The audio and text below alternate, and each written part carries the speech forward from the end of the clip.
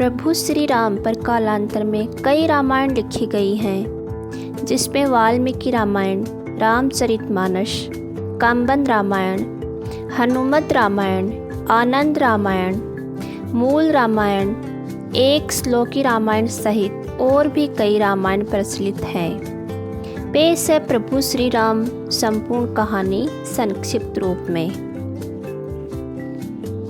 त्रेता युग में अयोध्या के सूर्यवंशी राजा दशरथ की 3 रानियों कौशल्या, सुमित्रा और कैकेयी से 4 पुत्रों का जन्म हुआ, जिसमें श्री राम माता कौशल्या के पुत्र, लक्ष्मण और शत्रुघ्न माता सुमित्रा के और भरत माता कैकेयी के पुत्र थे।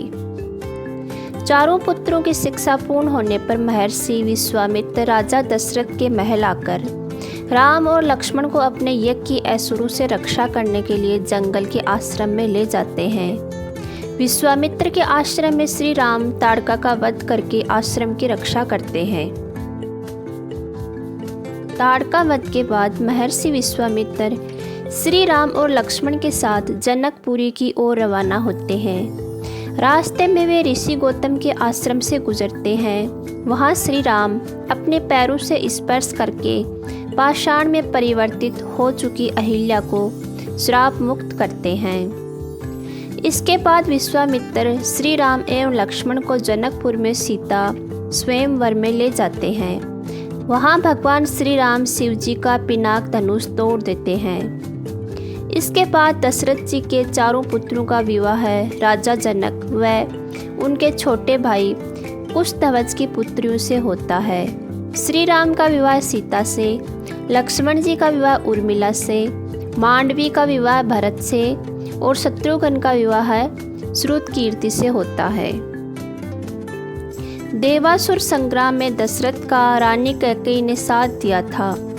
दशरथ 2 वरदान मांगने का वचन देते हैं। श्री राम के राज्याभिषेक की तैयारी के दौरान मंथरा के उकसाने पर रानी कैकेयी श्री राम को 14 वर्ष का वनवास और अपने पुत्र भरत को अयोध्या का राजा बनाने का वरदान मांगती है। प्रभु श्री राम अपने पिता दशरथ के वचन को निभाने के लिए अपनी पत्नी सीता और भाई लक्ष्मण के साथ सन्यासियों का वेश धारण करके नियमों के तहत 14 वर्ष के लिए जंगल में चले जाते हैं। प्रभु श्री राम लक्ष्मण और माता सीता को निषाद राज केवट नाम से गंगा पार कराते हैं। श्री राम पारितोषिक देना चाहते हैं तो केवट कहता है कि जिस तरह मैंने तुम्हें गंगा पार कराया, उसी तरह आप भी मुझे और मेरे परिवार को इस भवसागर से पार करा देना। दंडकवन में रावण की बहन शूर्पणखा सुंदर अप्सरा नयनतारा का रूप धरकर कुटिया के बाहर बैठे श्री राम से विवाह करने का कहती है। श्री राम के इनकार करने पर वह लक्ष्मण से जिद करती है। फिर वह माता सीता को मारने दौड़ती है। यह देखकर लक्ष्मण जी उसकी नाक काट देते हैं। अपनी कटी हुई नाक को लेकर शूर्पणखा अपने भाई और दंडक वन के असुर राजा खर और दूषण के पास पहुंचती हैं। बाद में श्री राम का खर और दूषण से युद्ध होता है, जिसमें दोनों का श्री राम वध कर देते हैं। खर दूषण के वध का समाचार लेकर शूर्पणखा अपने भाई लंकापति रावण के पास पहुंचकर उन्हें भड़काती है और सीता की सुंदरता की तारीफ करती है। इसी के साथ वह कहती है कि आप वनवासी राम की सुंदर पत्नी का हरण करके ले आइए। इसके बाद रावण अपने मामा मारीच को हिरण बनाकर अपहरण की योजना बनाता है। सीता उस सुंदर सवर्ण हिरण को देखकर उसे लाने के लिए श्री राम से जिद करती हैं। राम जी उस हिरण को लाने के लिए वन में चले जाते हैं। जब हिरण का भेद खुल जाता है तो राम उसका वध कर देते हैं। बहुत देर तक श्री राम नहीं लौटते हैं तो सीता किसी अनहोनी की आशंका से लक्ष्मण को वन में श्री राम की सहायता करने के लिए भेजती हैं। लक्ष्मण जी एक लक्ष्मण रेखा खींचकर वन में श्री राम को ढूंढने चले जाते हैं। लक्ष्मण जी के जाने के बाद रावण सन्यासी का वेश धारण करके सीता से भिक्षा मांगता है और कहता है कि इस रेखा के पार आकर ही भिक्षा दें, तभी ग्रहण करूँगा। माता सीता यह गलती कर देती हैं और तब रावण अपने असली रूप में आकर अपहरण करके सीता को विमान में बैठाकर ले जाता है। रावण जब विमान से माता सीता का अपहरण करके ले जा रहा होता है, तब रास्ते में गिद्धराज जटायु उसे रोकने का प्रयास करते हैं और इसी प्रयास में रावण जटायु का वध कर देता है।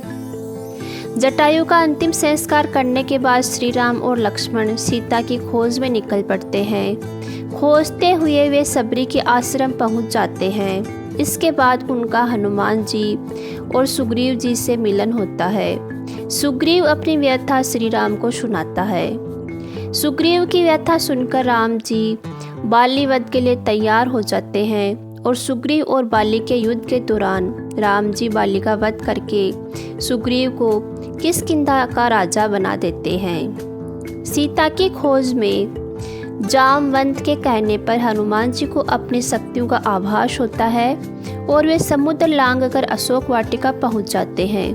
वहां उनकी विभीषण से भेंट होती है। इसके बाद वे माता सीता को श्री राम की अंगूठी देखकर श्री राम के बारे में बताते हैं। इसके बाद हनुमान जी को मेघनाद बंधक बनाकर रावण के समक्ष खड़ा करता है, तो वे रावण को श्री राम के समक्ष समर्पण करने या युद्ध के लिए तैयार रहने के लिए कहते हैं। यह सुनकर रावण उनकी पूंछ में आग लगवा देता है। हनुमान जी अपनी जलती हुई पूंछ से लंका को जला देते हैं। लंका दहन के बाद हनुमान जी विभीषण की मुलाकात श्री राम से कराते हैं और तब नल और नील की योजना से समुद्र पर सेतु का निर्माण किया जाने लगता है। अंत में श्री राम बाली पुत्र अंगद को रावण की सभा में भेजकर समर्पण करने और शांति का अंतिम प्रस्ताव का संदेश देते हैं। रावण नहीं मानता है तो अंगद अपनी शक्ति का प्रदर्शन करके चेतावनी देकर लौट आता है। इसके बाद राम और रावण का युद्ध होता है। तीसरे दिन के युद्ध में श्री राम का कुंभकर्ण से युद्ध होता है और तब कुंभकर्ण मारा जाता है। कुंभकर्ण और रावण के पुत्रों के मारे जाने के बाद लक्ष्मण मेघनाद का युद्ध होता है। तब मेघनाद राम लक्ष्मण को नागपाश में बांध देता है। फिर गरुड़ जी की सहायता से राम लक्ष्मण को नागपाश से मुक्त कराया जाता है। इसके बाद मेघनाद के प्रहार से लक्ष्मण जी मूर्छित हो जाते हैं। तब हनुमान जी वैद्यराज सुसेन के कहने पर संजीवनी जड़ी बूटी का पहाड़ ले आते हैं। संजीवनी बूटी से लक्ष्मण जी को जब होश आ जाता है, तब फिर से उनका मेघनाद के साथ युद्ध होता है और अंत में वे मेघनाद का वध कर देते हैं। इसके बाद राम और रावण का भयंकर युद्ध होता है। विभीषण के बताने पर श्री राम नाभि में तीर छोड़ते हैं और तब रावण का वध करने के बाद प्रभु श्री राम अपनी पत्नी सीता और भाई लक्ष्मण के साथ पुष्पक विमान में बैठकर अयोध्या लौट आते हैं। अयोध्या में प्रभु श्री राम, लक्ष्मण और माता सीता का भव्य स्वागत होता है और बाद में उनका राज्याभिषेक होता है। राज्याभिषेक में हनुमान जी, सुग्रीव, जामवंत, अंगद सहित वानर सेना के कई लोग शामिल होते हैं।